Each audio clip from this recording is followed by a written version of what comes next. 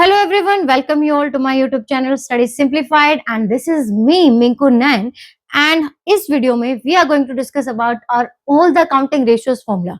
मैंने आपको जितने भी चैप्टर्स अभी PYQs की प्लेलिस्ट अगर आपने देखी है, मैंने आपको जितने भी चैप्टर्स अभी कराए हैं ना, तो मेरी कोशिश रही है कि मैं आपको ना जीरो से स्टार्ट करूं। थोड़ा सा मतलब ठीक है, आप लोगों को चीजें आती हैं, कहीं ना कहीं थोड़ी सी अंडरस्टैंडिंग की यहाँ पे मैं कहूँगी कमी होती है, और जब हम रिवीजन करते हैं ना तो हमारा पर्पस यही होता है कि वो कमियां जो है हम दूर कर सकें, ताकि पेपर के टाइम पे हमें कोई डाउट नहीं होना चाहिए।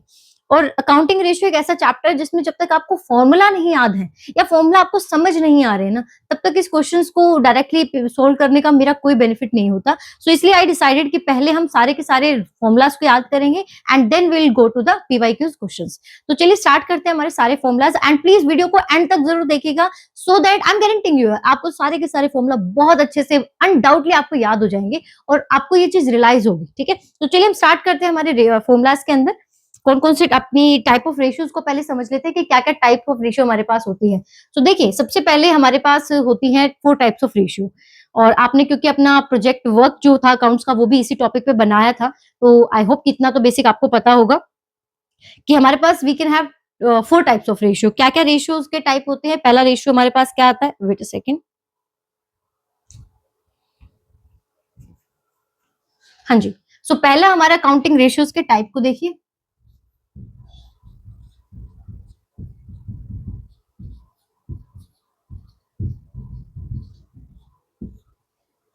पहला फॉर्मूला क्या, पहला टाइप ऑफ रेशियो आता है हमारे पास लिक्विडिटी रेशियो।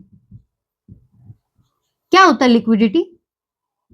लिक्विडिटी मतलब तरलता, हिंदी में बोलते हैं तरलता। सो तरलता का मतलब क्या होता है? मतलब होता है शॉर्ट टर्म सोल्वेंसी, यानी कि कंपनी की क्या एबिलिटी है कि वो अपने शॉर्ट टर्म डेट मतलब यहाँ पे हमारे अकाउंट्स में आपको पता है कि 2 टाइप से हम टर्म को डिवाइड करते हैं, अपना लॉन्ग टर्म और short term.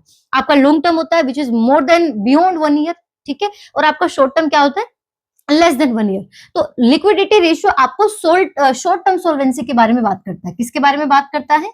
They discuss about short term solvency, ठीक है। देन सेकेंड टाइप आपका आता है रेशियोज के अंदर आपका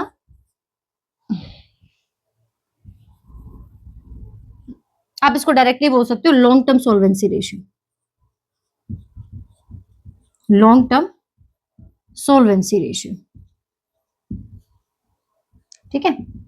नाम से क्लियर है, अगर लिक्विडिटी शॉर्ट टर्म के बारे में बात कर रही है तो आपके लॉन्ग टर्म जो आपके लॉन्ग टर्म के बारे में बात कर रहे हैं कि लॉन्ग टर्म में जैसे आपका डिबेंचर हो गया, आपके बैंक लोन हो गया, आपकी पब्लिक डिपॉजिट्स होगी, तो उनको आप पे करने की, रीपे करने की क्या एबिलिटी फर्म के पास यहाँ है, कितने रिसोर्सेज आपके पास है, उसके बारे में हम बात करेंगे। Then third type of ratio क्या आता है हमारे पास? थर्ड टाइप ऑफ रेशियो आता है बच्चे एक्टिविटी। अब आप इसका ना सीक्वेंस समझो। कोई भी फर्म जो है ना सबसे पहले बिजनेस स्टार्ट करती है तो उसको अपना डेली रूटीन संभालना आना चाहिए। जो अपने डेली रूटीन को अगर वो कवर अप कर पा रहे हैं, हैंडल कर पा रहे हैं, देन वो आते हैं अपने लॉन्ग टर्म फंड्स की रिक्वायरमेंट को लेकर कि यार हमें फ्यूचर में ग्रो करना है, पैसे कहाँ से आएंगे एंड बोल्ड दस। फिर आते हैं वो काम पर। काम इज द एक्टिविटी। एक्टिविटी मतलब यहाँ पे एक्टिविटी रेशियो का और भी बहुत सारे नाम है यहाँ पे। इनको हम एफिशिएंसी रेशियो भी कहते हैं, इनको हम टर्नओवर रेशियो भी कहते हैं। सो जो भी ये नाम है ना वही इसका मतलब है, यानी कि आपको ये देखना है कि जिस पर्पस के लिए आपने अपना बिजनेस एस्टेब्लिश किया था, क्या आप वो पर्पस यहाँ सर्व कर पा रहे हैं? क्या आप अपने डे टू डे रूटीन के जो एक्टिविटीज हैं उनको करने में एफिशिएंट है कि नहीं है? ये वही कॉन्सेप्ट है जो बिजनेस स्टडी में आप एफिशिएंट और इफेक्टिवनेस का जो कॉन्सेप्ट पढ़ते हैं, ये सारे वही कॉन्सेप्ट है आपके, ठीक है। देन लास्ट हमारे पास रेशियो आती है बच्चों प्रॉफिटेबिलिटी रेशियो। सो प्रॉफिटेबिलिटी तो है ही, क्योंकि आपको पता है कि no matter what but every business man expect this thing कि कहीं ना कहीं उसको प्रॉफिट होगा। जितने भी उसने पेन लिया है, जो भी उसने हार्डशिप यहाँ करी है, उसको कुछ ना कुछ तो आउटकम चाहिए। वो outcome most of the time, not always but yes most of the time they look forward to profitabilities, ठीक है। सो लास्ट हमारी रेशियोज होती हैं आपकी प्रॉफिटेबिलिटीज। अब हम डिटेल से इन सभी के बारे में पढ़ेंगे, और जब आप पढ़ोगे ना तो कोशिश ये रहना कि जब आप एक टॉपिक को पढ़ते हो ना तो उसके रिलेटेड जितनी भी इंफॉर्मेशन है, यानी कि जो क्वेश्चन सॉल्व करने के लिए यहाँ पे चाहिए उसी पे मैं फोकस करूंगी। तो चलिए स्टार्ट कर लेते हैं हमारी 1 बाय 1 सारी रेशियोज को। Liquidity ratio. लिक्विडिटी रेशियो क्या होती है अभी मैंने बता दिया था। शॉर्ट टर्म सोल्वेंसी पोजीशन को जानने के लिए जो आपकी कंपनी यहाँ पे रेशियो कैलकुलेट करती है उन्हें हम बोलते हैं आपकी लिक्विडिटी रेशियो। इनको इसलिए शॉर्ट टर्म सोल्वेंसी रेशियो भी कहा जाता है, और बच्चों इन्हें वर्किंग कैपिटल रेशियो भी कहा जाता है। प्लीज रिमेंबर दिस थिंग, क्योंकि आपके बुक के अंदर ना एक है वर्किंग कैपिटल टर्नओवर रेशियो और एक है आपकी वर्किंग कैपिटल रेशियो। तो working capital is this one, working capital turnover is something else. Okay, तो अभी आप लिक्विडिटी रेशियो के अदर नेम, क्योंकि देखिए एग्जामिनर आपसे डिफरेंट डिफरेंट नाम यहाँ पूछ सकता है, सो इसमें आपके पास ज्यादा रेशियो नहीं आती है, and I guess most of बच्चों को ये वाले रेशियो आती होती है, बट ठीक है अब हम कवर कर रहे हैं तो हमें डिस्कस तो करना पड़ेगा। तो पहला आपका रेशियो आता है current ratio, current ratio, current ratio, और दूसरी हमारे पास रेशियो यहां पे आती है, या फिर आप इसको कह सकते हैं एसिड रेशियो। क्या होता है current ratio? So current ratio का बहुत ही बेसिक फॉर्मूला होता है आपके पास, क्या है आपकी current asset upon current liability, ये फॉर्मूला होता है। और क्या मैम करंट रेशियो का कोई यहाँ पे आपके पास कोई आइडियल रेशियो है? जी बिल्कुल है। रेशियो क्या है आइडियल? आपका रेशियो है 2:1। ठीक है, अब करंट एसेट क्या होता है, करंट लायबिलिटीज में क्या कुछ आता है, तो इसके लिए आपको समझनी होगी बैलेंस शीट। तो मैं यहाँ पे बैलेंस शीट नहीं कवर कर पाऊंगी क्योंकि अदरवाइज वीडियो आपकी बहुत ज्यादा लेंथी हो जाएगी। आपको मैंने एक वीडियो बना रखी है प्लेलिस्ट में, आप चेक कर सकते हैं, जिसमें मैंने पूरी की पूरी प्लेलिस्ट जो है बैलेंस शीट जो है मैंने यहाँ पे डिटेल में समझाई है, उसमें आप जाके देख लीजिएगा करंट एसेट और करंट लायबिलिटीज के अंदर क्या होता है। बट एक चीज है जो मैं आपको यहाँ पे बताना चाहूंगी, जब हम बात करते हैं करंट एसेट की, जब हम बात करते हैं करंट लायबिलिटीज की, लायबिलिटीज को लेकर तो कोई टेंशन होती नहीं, पर बच्चों करंट एसेट में एक चीज आपको ध्यान रखनी है कि यहाँ पर हम चेक कर रहे थे सोल्वेंसी। सोल्वेंसी का मतलब मैंने क्या बताया आपको? सोल्वेंसी का मतलब मैंने आपको बताया ability to make repayment, ability to pay loan लिख देते हैं, चलिए ठीक है, ये होती है ना आपकी सोल्वेंसी, एबिलिटी टू पे लोन।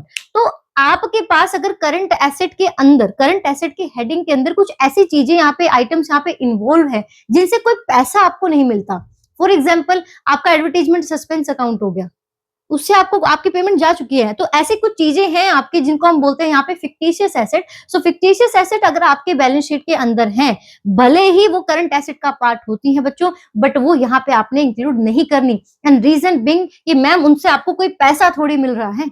ठीक है, अगर मान लो मेरा कोई क्रेडिटर मेरे पास आ गया, तो क्या मैं उसको कोई कहूंगी कि देखिए ये जो काल्पनिक फिक्टिशियस एसेट को by the way imaginary assets या फिर काल्पनिक एसेट भी कहा जाता है, तो मैं उनको वो काल्पनिक एसेट थोड़ी दे दूंगी कि ये ले दो आपका पेमेंट हो गया मेरी तरफ से, कोई भी नहीं मानेगा।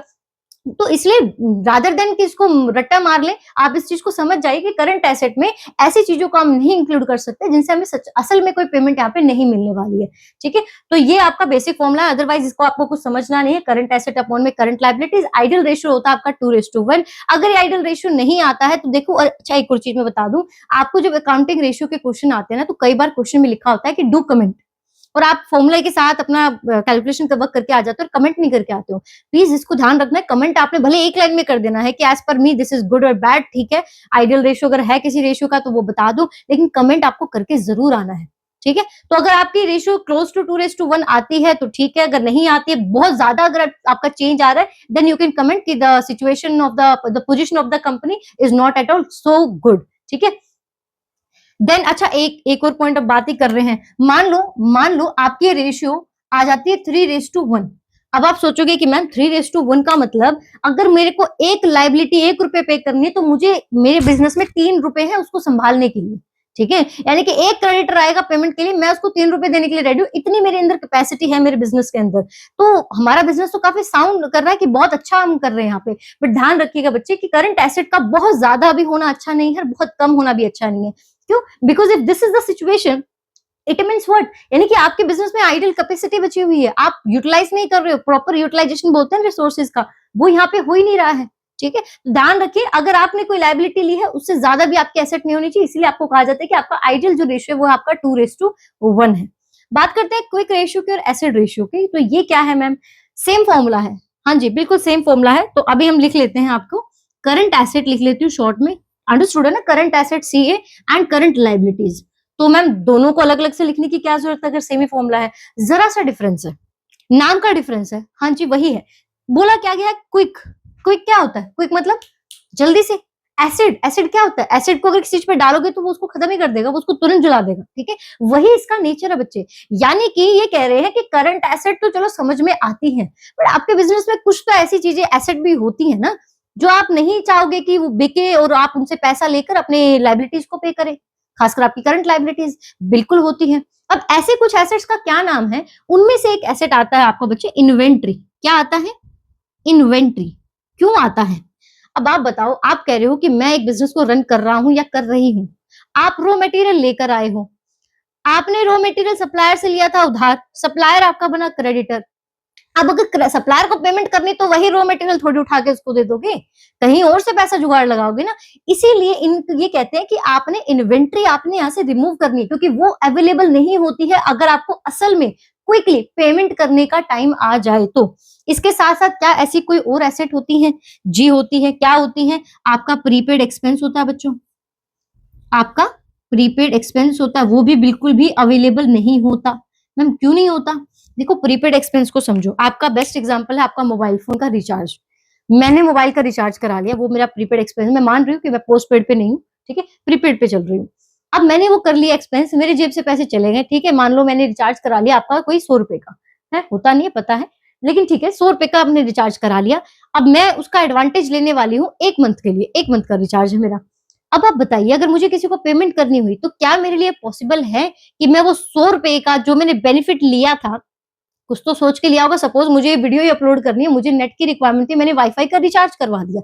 अब जिस पर्पज के लिए मैंने वो खर्चा करवाया था, एडवांस सोचा था ना मैंने कि भाई मैं ये खर्चा कर देती हूँ क्योंकि ये तो बहुत इंपॉर्टेंट आपका एक्सपेंडिचर एक्सपेंस है। अब अगर मेरे से कोई पेमेंट मांगने आता, मान लो वाईफाई वाला आ जाता, तो मैं क्या कहूंगी, ये लो अपना डब्बा ले उठा के ले जाओ या नेटवर्क काट दो मेरा, ऐसे थोड़ी होगा, ऐसे नहीं होता ना। तो अगेन आपका जैसे इन्वेंट्री आपके बिजनेस में अवेलेबल नहीं थी पेमेंट के लिए, लाइकवाइज बच्चों प्रीपेड एक्सपेंस भी आपका अवेलेबल नहीं होता है, ठीक है। तो ये दोनों चीजें आपने याद रखनी है। ऐसे साथ ही साथ अगर एडवांस टैक्स अगर आपने दिया हो तो वो भी आप यहाँ से माइनस कर लेंगे, क्योंकि ये एसेट आपके पास अवेलेबल नहीं है, सिंपल सी बात है। ओके, ठीक है। साथ ही साथ अगर आपके पास कोई पैसा ऐसा है कोई एडवांस दे जाए, तो कोई अगर एडवांस दे जाए, फॉर एग्जाम्पल कोई आपके मान लो कोई टीचर उसको कोई एडवांस ट्यूशन फीस दे जाए, ठीक है। अब आपको पता है कि आप बच्चों को मान लो कल को पेरेंट आके कह भी दे, आपने स्कूल का एक बड़ा अच्छा एग्जांपल मैं ले लूंगी, आपने किसी बच्चे का एडमिशन करा दिया स्कूल में, ठीक है, और आपने एडमिशन फीस दे दी। अब क्या हो रहा, आपका मन बदल गया और आपको कहते हो कि नहीं यार मुझे ये नहीं, मुझे दूसरा स्कूल ज्वाइन करवाना है अपने बच्चे को। तो ऐसे में आपको लगता है कि स्कूल आपकी जो सिक्योरिटी है आपको वो वापस करेगा? नहीं करते ना। तो क्या है, अगर आपके पास एक बार अक्रूड इनकम आ गई, एडवांस इनकम आ गई बच्चों आपके पास, तो आपकी वो पैसा कहीं नहीं जाएगा। तो लाइकवाइज अगर आपके पास कोई अक्रूड इनकम है ना, तो वो आप यहाँ पे ऐड कर सकते हो। और ठीक है, यहीं लिख देती हूँ, समझ आइएगा, ठीक है। तो ये है इन दोनों में डिफरेंस। एग्जाम में आपको ज्यादातर जो दिया जाता है ना, वो इन्वेंट्री ही दिया जाता है, ज्यादातर आपको इन्वेंट्री ही मिलेगा। लेकिन मैंने आपको बता दिया है जो अदर चीजें हैं जो आपकी दे जा सकती हैं क्वेश्चन के अंदर। तो करंट एसेट क्या होती है वो मैं आपको नहीं बता रही, मैंने बस आपको ये बताया है कि करंट एसेट में कुछ ऐसी फिक्टिशियस एसेट्स होती हैं जो आपको रिमूव कर देनी है, बाकी सारी उठा लेनी है। देन जब आप क्विक रेशियो पे आओगे तो इसमें से इन्वेंट्री, प्रीपेड एक्सपेंस, आपका एडवांस टैक्स और अक्रूड इनकम अगर है तो ऐड कर दो और ये तीनों चीजें रिमूव कर दो। मैम करंट लायबिलिटी में भी कोई चेंज है? नहीं, कोई चेंज नहीं है। मैम इसकी कोई आइडियल रेशियो है? वहां अगर 2:1 को आपने आइडल माना था, तो यहाँ का आइडल क्या है बच्चों? यहाँ का आइडल है आपका 1:1, ठीक है। तो ये आपका करंट रेशियो के लिक्विडिटी रेशियो को हमने कर लिया कंप्लीट। चलते हैं नेक्स्ट आपके रेशियोज पे। हाँ जी, हमारी नेक्स्ट रेशियो आती है आपकी सोल्वेंसी रेशियो। तो सोल्वेंसी रेशियो के अंदर आपके आते हैं बच्चों 5 रेशियो। 5 रेशियो को कराने से पहले कुछ चीजें हैं जो आपको याद रख लेनी है, बहुत इजी है, टेंशन नहीं लेना है। आपको मैं बता देती हूँ कि कौन कौन से आपको यहाँ पे आइटम्स जो है वो बैलेंस शीट से आपको पिक करनी होती है इन रेशियोज को निकालने के लिए। उससे पहले कुछ टर्म्स को समझते हैं। पहला टर्म है डेट, ठीक है, पहला टर्म क्या है? डेट। दूसरा टर्म क्या है? आपका लॉन्ग टर्म डेट।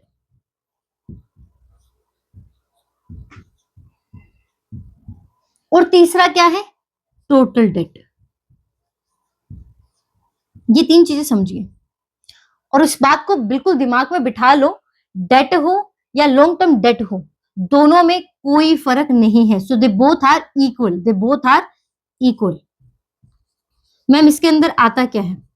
इसके अंदर बच्चे आपका जो आपके नॉन करंट लाइबिलिटीज आती है ना, वो आती है। तो आप कह सकते हो कि डेट कहो या लॉन्ग टर्म डेट कहो या आपके नॉन करंट लाइबिलिटीज कहो, तीनों एक ही चीज होती हैं। तो अब आप याद करो अपनी बैलेंस शीट के अंदर नॉन करंट लाइबिलिटीज के अंदर क्या चीजें आती थी। तो अगर आपको याद नहीं भी है तो मैं आपको याद करा देती हूँ। वहां पे हमारे पास आता है LTOP, ये तीन चीजें आती हैं। अब ये क्या है मैम? एल मतलब बच्चों लॉन्ग टर्म बोरोइंग, एल मतलब लॉन्ग टर्म बोरोइंग। टी मतलब मैम, टी मतलब होता है डेफर्ड टैक्स लाइबिलिटीज, जो कि आपके सिलेबस का पार्ट नहीं है, जो कि आपके सिलेबस का पार्ट नहीं है। देन अदर प्रोविजन, या सॉरी अदर प्रोविजन नहीं, अदर आपकी नॉन करंट लाइबिलिटीज लिख देते हैं, other NCL। And last P for long term provision, long term provision.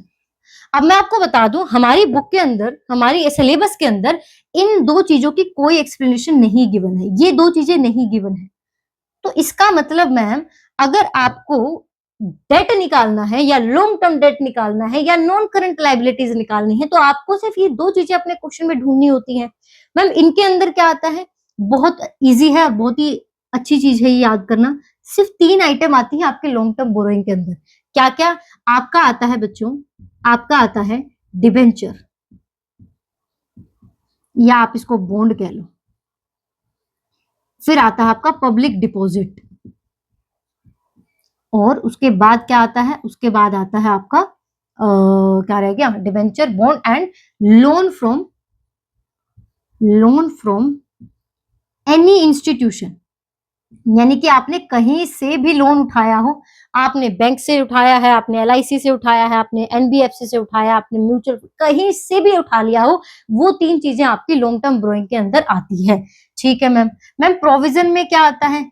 आपके इन क्वेश्चंस के अंदर आपको पहली बात तो जब भी लॉन्ग टर्म प्रोविजन मिलेगा ना, ये हेडिंग एज इट इज उठा के दिया जाएगा। इन केस आपको ये हेडिंग नहीं दिया है इस तरीके से, तो भी बता देती हूँ, आपके इसके अंदर कोई भी रिटायरमेंट बेनिफिट हो, कोई भी रिटायरमेंट बेनिफिट की चीजें हो, और अगर रिटायरमेंट बेनिफिट नहीं है तो आपके जो वारंटी है वो, या फिर अर्नड लीव, अर्नड लीव। बच्चे ये तीन चीजें आपने इसके अंदर याद रखनी है, ये तीन चीजें आप रखनी है। यानी कि डेट का मतलब क्या होता है मैम? डेट का मतलब होता है नॉन करंट लाइबिलिटीज, या फिर आप इसको कह सकते हो लॉन्ग टर्म डेट। ठीक है, और इनके अंदर क्या आता है? इनके अंदर एक आती है आपकी लॉन्ग टर्म बोरोइंग्स और दूसरी आती है आपकी long term provision. Long term borrowing में डिवेंचर, बॉन्ड, पब्लिक डिपॉजिट और ये सब, और लॉन्ग टर्म प्रोविजन में ये सब। ये याद करोगे तो ही आपका क्वेश्चन आगे बढ़ेगा। अब मैंने कहा आपको, अब मैंने आपको कहा कि ये तीन चीजें इन सबके बराबर होती हैं। तो लेकिन मैम ये टोटल डेट क्या है? ये टोटल डेट क्या है? सो बच्चे total date is nothing, total date is nothing आपका नॉन करंट लाइबिलिटीज के साथ में, आपका नॉन करंट लाइबिलिटीज के साथ में अगर करंट लाइबिलिटीज को भी इंक्लूड कर दिया जाए तो ये आपका टोटल डेट बनता है। और मैं आपको बता दूं कई बार आपको टोटल डेट दिया होता है, और आपको क्योंकि हम निकाल रहे हैं सोल्वेंसी रेशियो, तो आपका डेट से तो पीछा छूटने नहीं वाला, आपको debt to equity, debt to capital employed वो सब निकालना पड़ेगा। तो ऐसे में अगर आपको यही नहीं पता कि डेट है क्या, और डेट इक्विटी का ना क्वेश्चन कई बार मतलब काफी टाइम ये पूछती है आपकी CBSE बोर्ड में, तो कई बार आ चुका है ये रेशियो। तो ध्यान रखिएगा कि टोटल डेट और डेट आपके सेम चीजें नहीं है। अगर आपको क्वेश्चन में टोटल डेट गिवन है तो आपको करंट लायबिलिटी ढूंढनी है, वो सब आपने माइनस करनी है, और माइनस करने के बाद आपके पास बचेगा नॉन करंट लायबिलिटी जो आपको रिक्वायर्ड होगा, या फिर आप इस तरीके से भी इनको ऐड करके निकाल सकते हैं, डिपेंड करता है क्वेश्चन में क्या गिवन है। ठीक है, ये आपका यहां तक क्लियर हुआ? चलिए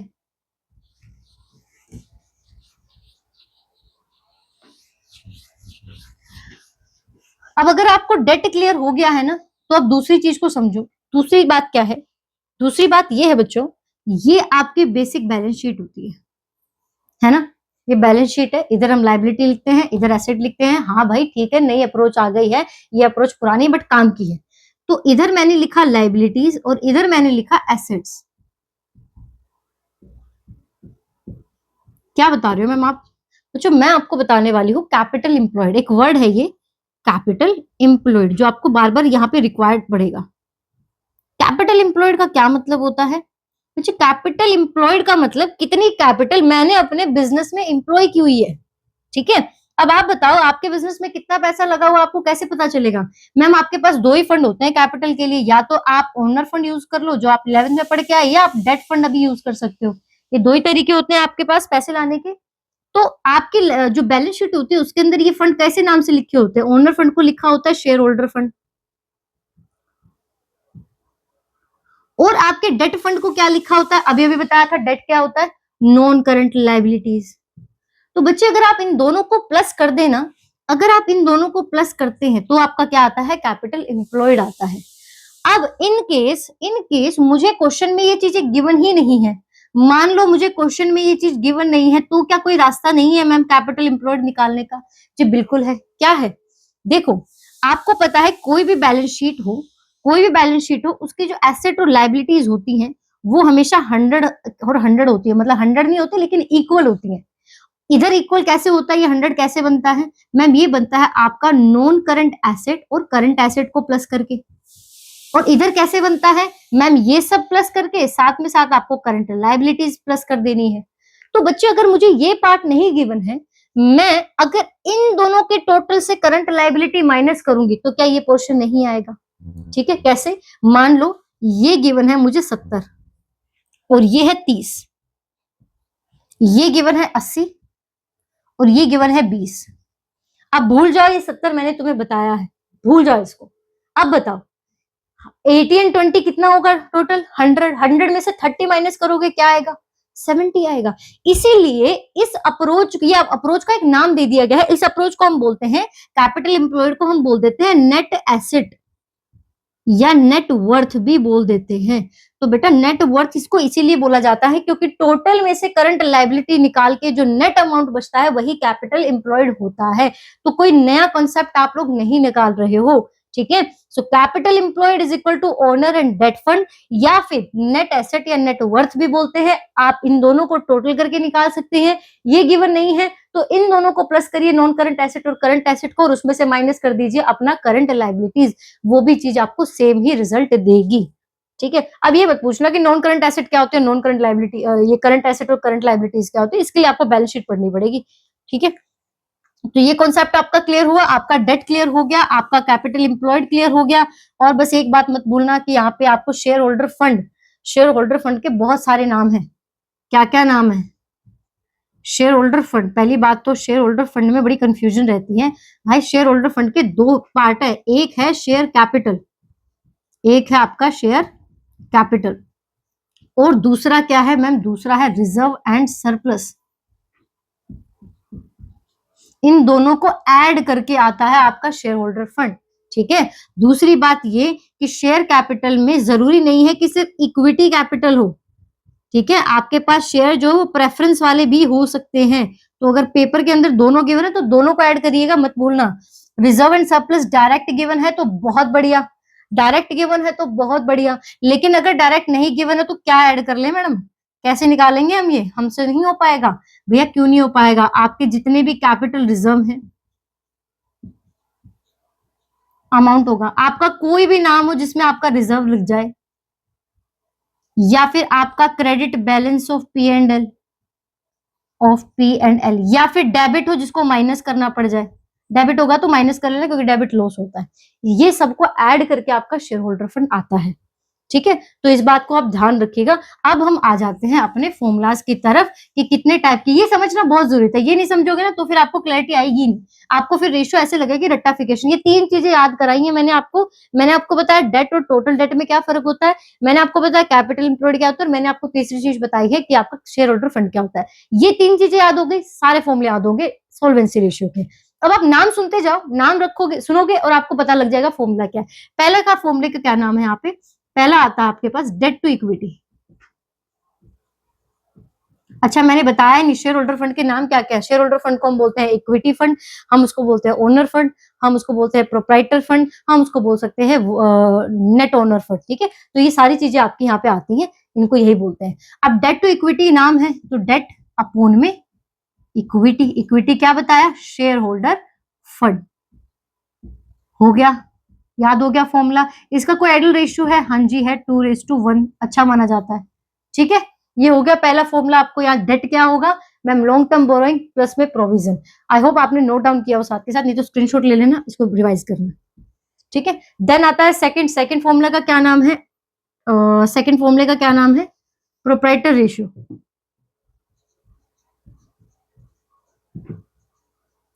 प्रोप्राइटरी होता है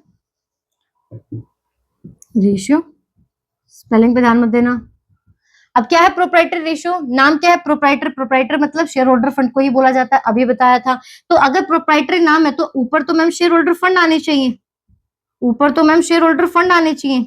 ठीक है मैम, नीचे बेस में क्या रखेंगे? डिनोमिनेटर में क्या रखेंगे भाई? डिनोमिनेटर में अगर कुछ नहीं किया है तो टोटल एसेट रखोगे। क्या रखेंगे? Total asset. अगर टोटल एसेट ना मिले मुझे क्वेश्चन में मैम, तो टोटल लायबिलिटीज, मैम वो भी नहीं गिवन है, तो करंट लायबिलिटीज प्लस में नॉन करंट लायबिलिटीज, मैम वो भी नहीं गिवन है, तो करंट एसेट प्लस में नॉन करंट एसेट। मतलब निकालने के तरीके कुछ भी, फॉर्मूला आपको यही लिखना है। ठीक है, थर्ड क्या आता है हमारे पास? टोटल एसेट टू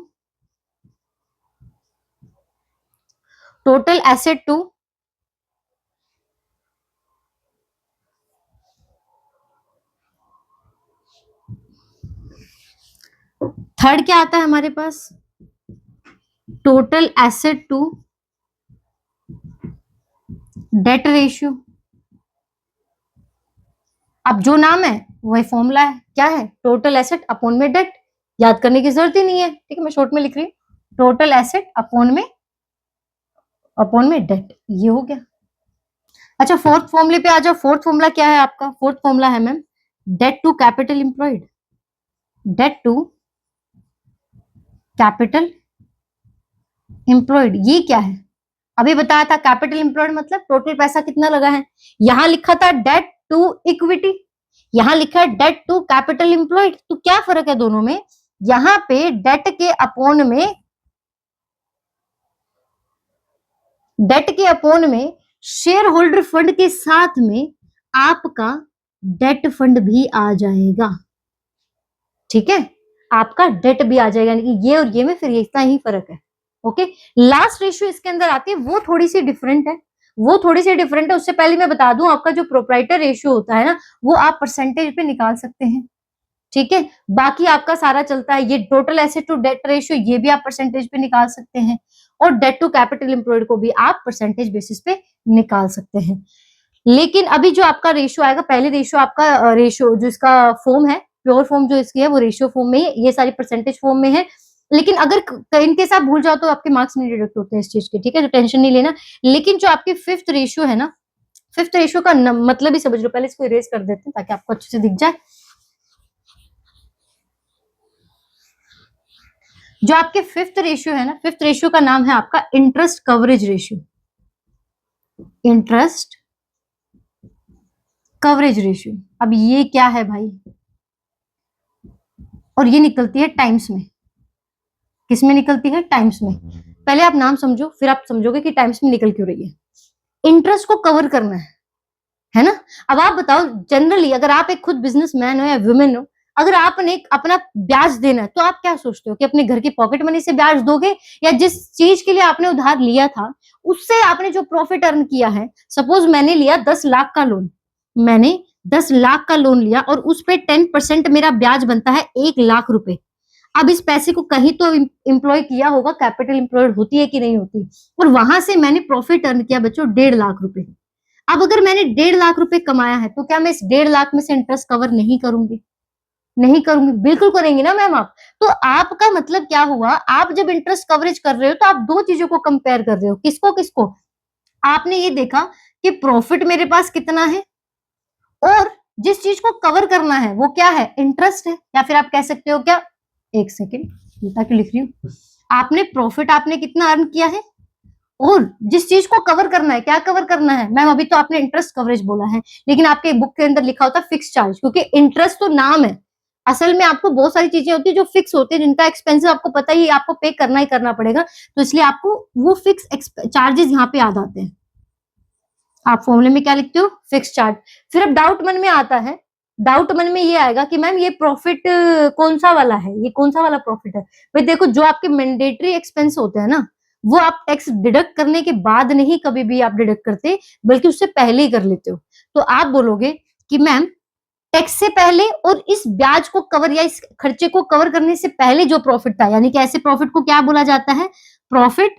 या तो आप सीधा लिख सकते हो क्या, profit before interest and tax, या आप लिख सकते हो शॉर्ट में EBIT, यानी कि earning before interest and tax. दोनों एक ही बात होती है, ठीक है। तो आपने ये ध्यान रखना है। अब आप खुद सोचो, अगर मेरे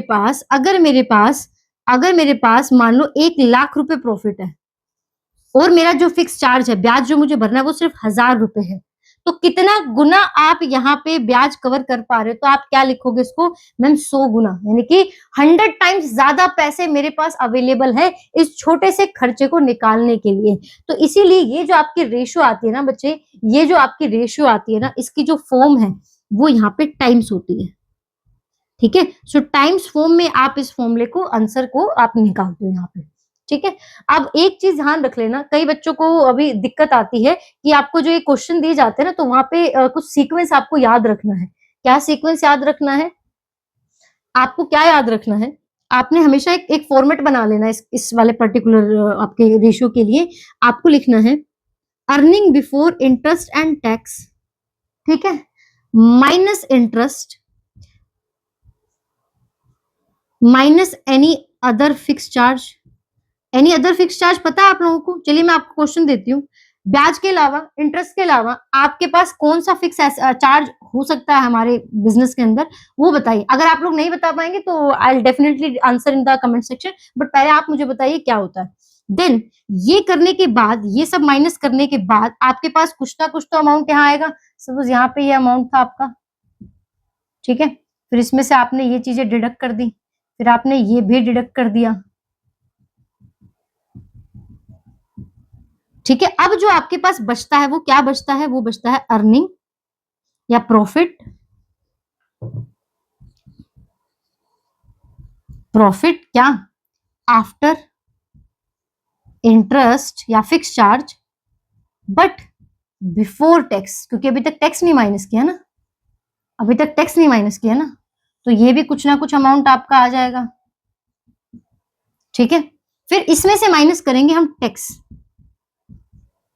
टैक्स माइनस कर लिया, कुछ भी हो सकता है टैक्स भी, चलो माइनस कर रहे हैं तो ब्रैकेट में लिख दिया, और लास्ट में आपके पास क्या आता है, प्रॉफिट आफ्टर टैक्स। अब मैं बताना क्या चाह रही हूँ, मैं क्या बताना चाह रही हूँ, मैं आपको ये बताना चाह रही हूँ, यहां पे आपको ना ये लिखने की जरूरत नहीं है profit after interest and after tax. अगर आपके क्वेश्चन के अंदर लिखा हुआ है बुक के अंदर आफ्टर टैक्स, तो इसका मतलब उसमें से ब्याज ऑलरेडी माइनस हो चुका है, क्योंकि हमारा ये सीक्वेंस है, और ये जो सीक्वेंस है ये फिक्स सीक्वेंस होता है, ये आपको याद रखना है। और आपको कोई भी वैल्यू आपके क्वेश्चन के अंदर आपको गिवन है, ठीक है, कोई भी वैल्यू गिवन है, सबसे पहले आप उठा के ये ढूंढिए कि आपको क्वेश्चन के अंदर कौन सी वैल्यू गिवन है, क्या ये वाली वैल्यू गिवन है या ये वाली गिवन है। उनका नाम लिख देते हैं, first, then second and then third, ठीक है। और ये आपका A, B एंड C।